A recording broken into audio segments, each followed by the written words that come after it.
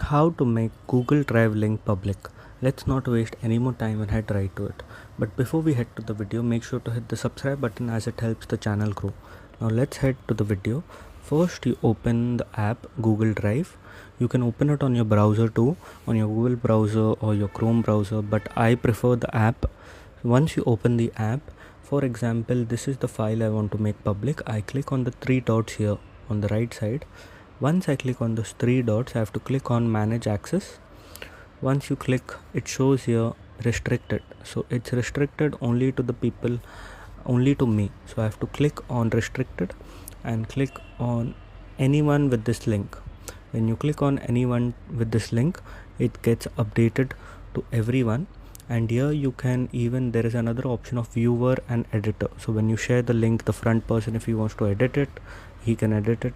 And this is how you can switch changes in it, make changes in it.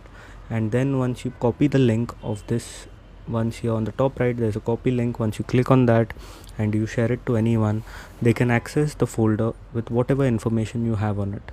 If this video helped, make sure to leave a like and don't forget to subscribe. Thanks for watching.